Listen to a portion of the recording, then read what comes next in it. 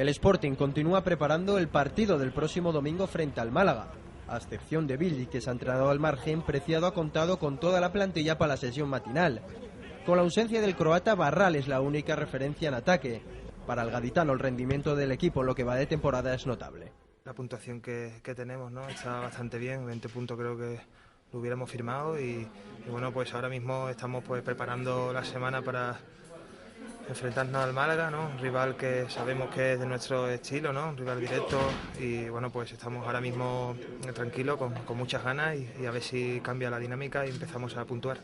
El 2009 está terminando. El deseo de Preciado para el próximo año es gozar de buena salud.